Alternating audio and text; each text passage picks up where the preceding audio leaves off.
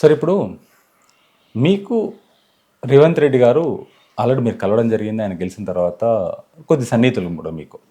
కానీ ఇప్పటిదాకా కొంతమందికి ఇండస్ట్రీలో ఉన్న 24 క్రాఫ్ట్స్ మందికి కొంతమందికి ఇప్పటిదాకా ఇల్లు కానీ ఫ్లాట్లు కానీ ఇప్పటిదాకా కొంతమంది చాలామంది ఆల్మోస్ట్ 70% రాలేదు. వీళ్ళకు ఎలాంటిది చేయబోతున్నారు సార్ నెక్స్ట్? ఏం చేస్తారో చేయాలని రూల్ ఏమన్నా ఉందా? అంటే అందరూ దీన్ని నమ్ముకునే ఉన్నారు. ఏం నమ్ముకున్నారు సార్? ఈ కళామ తల్లి ఎవరి తల్లి? మీ తల్లి మా తల్లి అండి అన్ని కథలు చెప్తారు. ఎవరి తల్లి అండి ఇది? ఎక్కడి నుంచి వస్తుందండి? అంటే నేను ఊరికే సినిమా అనగానే నేను కళామ తల్లి బిడ్డను నాకు ఇచ్చేయంటే ఎవడిస్తాడు? ఎంతమందికి ఇస్తారు? ఎక్కడి నుంచి ఇస్తారు? ఉన్నదంతా ఇప్పుడు అమ్ముతున్నారు వాళ్ళు. అన్ని రాష్ట్రాలు అయిపోతున్నాయి. అయిపోతే ఎక్కడికి అడవులు కొట్టివ్వాలిగా. ఇప్పుడు ఎక్కడ ఇవ్వగలరు ఇస్తే? First point.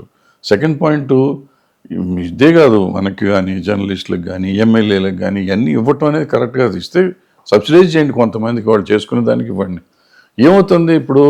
వీళ్ళు సబ్సిడైజ్గా ఒక ల్యాండ్ ఇస్తామంటున్నారు. ఆ ల్యాండ్ వాడు ఇల్లు కట్టమాట దేవుడి ముందే అమ్మేస్తున్నారు. ఇప్పటికప్పుడు అమ్ముకుని నాకు లేదు అనేది ఎక్కువైపోయింది అందరికీ. I'm not talking about only film industry, I'm talking about so many aspects. మనం ఫ్రీగా ఇస్తున్న ఇళ్ళు చాలామందికి ఉన్నాయి. ప్రతి వాడు అమ్ముకుంటున్నాడు. అమ్ముకుని మళ్ళీ ఇల్లు లేని వాళ్ళు అవుతున్నారు. ఇది ఏ గవర్నమెంట్కైనా కరెక్ట్ కాదు నా ఉద్దేశంలో, మై పర్సనల్ వ్యూ. సార్ కానీ ఇప్పుడు ఉన్న ఫిలిం జర్నలిస్టులకి ఇప్పటిదాకా ఇల్లు రాలేదు. అంటే మీరు ఇప్పుడు మీకు పిచ్చిగా వచ్చేసారు మీరు. ఎందుకు ఇవ్వలేదు? ఇప్పుడు ఎక్కడుంది? ఫస్ట్ నాకు తెలిసి పంజగుట్లో ఇచ్చారు, తర్వాత మా ఫిలిం నగర్లో ఇచ్చారు, జూబ్లీ హిల్స్లో ఇచ్చారు, ఇక్కడ మాదాపూర్ మాదాపూర్ కాదు గచ్చిబౌలి అవతల అక్కడ ఇచ్చారు. ఇస్తూనే ఉన్నారు కదండి. ఇంకెన్ని ఇవ్వాలండి మీకు?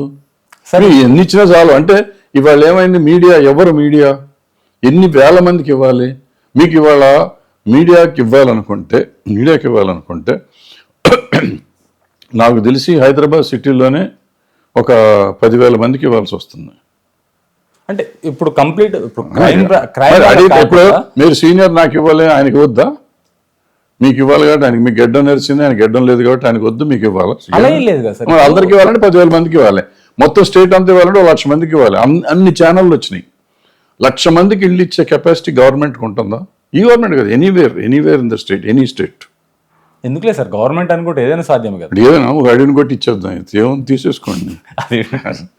ఏంటంటే పర్యావరణం ఏమవుతుంది? ఎక్కడ పోతున్నాం మనం? ఏం చేస్తాం?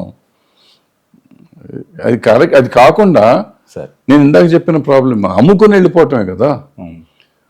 మీరు ఇచ్చినది ఏదైనా కానీ జీవితాంతం వీళ్ళు కాదు, వీళ్ళు తరతరాలు అమ్మకూడదు అనేది ఉండాలి. ఇంతకు ముందు ఉండే చూడండి, అది ఉంటే బెస్టే కదా సార్.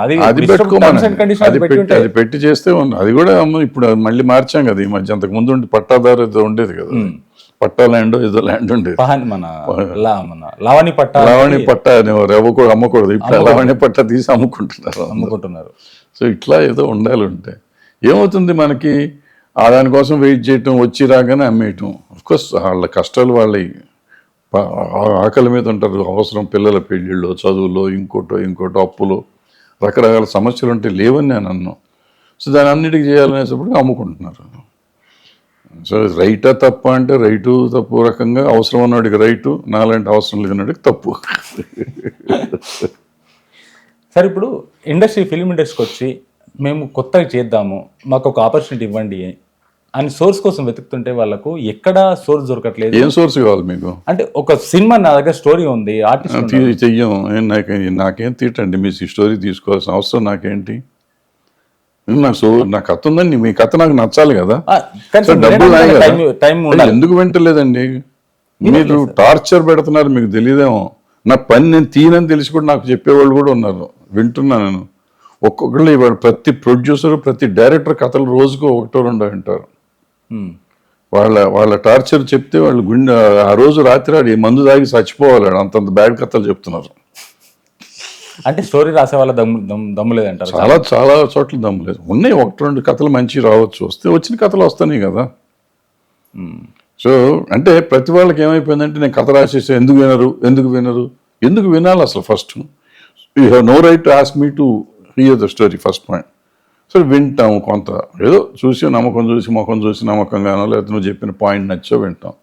నాకు ఆ మధ్య ఒకళ్ళు మంచి పాయింట్ చెప్పారు అనుకుని బ్రహ్మాండంగా ఉందనుకున్నా. కథ నాకు విస్తారంగా చెప్పబోయా అన్న. అంటే చెప్తాను సార్ అని చెప్పాల. ఈ లోపల హీరోకి పాయింట్ చెప్తే హీరో ఎక్సైట్ అయిపోయాడు. విందామండి అన్నాడు. హీరో అన్నాడు కదా, పొరపాటు నీడు అక్కడ డైరెక్ట్గా హీరోకి చెప్తే బాగుంటుంది కదా అని హీరో దగ్గర తీసుకెళ్ళా. ఇక అప్పటి నుంచి ఆ హీరో తలుపులు బంద్, నా ఫోన్ ఎత్తలేడు. అంత బ్యాడ్గా ఉంది కథ. బ్రహ్మాండమైన పాయింట్ మళ్ళీ పాయింట్గా ఎక్సైట్మెంట్, నాకు ఎక్సైట్మెంట్, ఆయనకి హీరోకి ఎక్సైట్మెంట్. సార్ మీకు సినిమా చేస్తాను సార్ అన్నాడు ఆ పాయింట్ వెనకాన. అటువంటిది నాకు ఈ తలుపేది బంద్. ఇప్పుడు మళ్ళీ సినిమా లేదు, 5 ఏళ్ళు అయింది. ఇట్లున్నాయి. అంతకుముందు ఇంకోళ్ళు చెప్పారు అట్లా, ఇంకో హీరో దగ్గర తీసుకెళ్ళి వాడంతే. ఇప్పుడు హీరో అందరూ ఇప్పుడు నా తలుపులు వేసారు. మీరు చెప్పిన కథల వాళ్ళది మా వీళ్ళ వల్ల. అట్లీస్ట్ మామూలుగా అన్న బాగున్నావా అనేవాళ్ళు కూడా అంటలేరు ఇప్పుడు. వీడు ఏం కథ చెప్తాడు, ఏం ప్రాణం పోతుందో.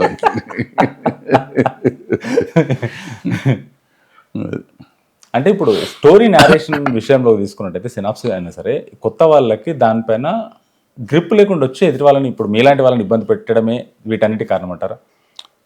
కొంతమంది దగ్గర మంచిగా ఉండొచ్చు, అవి వెనకపోవచ్చు కూడా, జరగచ్చు. అన్నీ కరెక్ట్, నేను జరిగినవి అన్నీ కరెక్ట్ అని అనుకొని వింటున్నారు కాబట్టి కొన్ని జరుగుతున్నాయి కదా కొత్త కథలు. ఉండొచ్చు అన్నట్టు తప్పు. ఇప్పుడు ప్రతిసారి ఫెయిల్ అవుతుంటాం, మంచి స్టూడెంట్ కూడా ఫెయిల్ అవుతాడు ఒక్కొక్కసారి.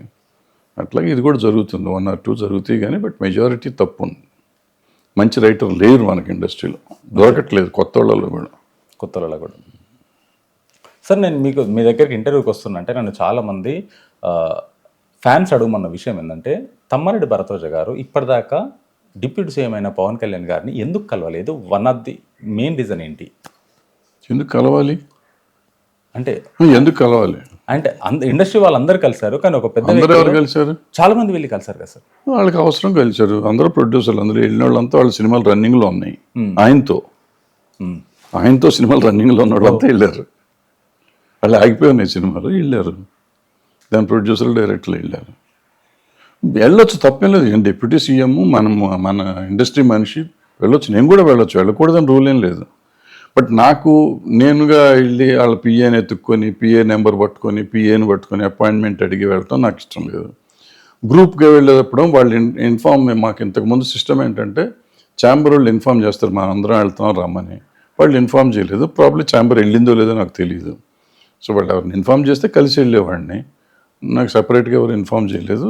నేను ఇంట్రెస్ట్ లేదు నాకు అట్లా. చంద్రబాబు నాయుడు గారిని కూడా కలవచ్చు కదా, ఆయనతో నాకు చాలా క్లోజ్ రిలేషన్షిప్ ఉంది, నేను కలవచ్చు కదా. అదేం లేదు, అట్లా కలవాలని రూల్ ఏం లేదు. ఈవెన్ రేవంత్ రెడ్డి గారిని కూడా ఎవరో కలుస్తా వెళ్తా అన్న వస్తావా అంటే ఏమంటే వెళ్ళాను తప్ప, రేవంత్ నాకు తెలుసు కాబట్టి సరిపోయి పనిలో పని వెళ్దాం. It was not my appointment.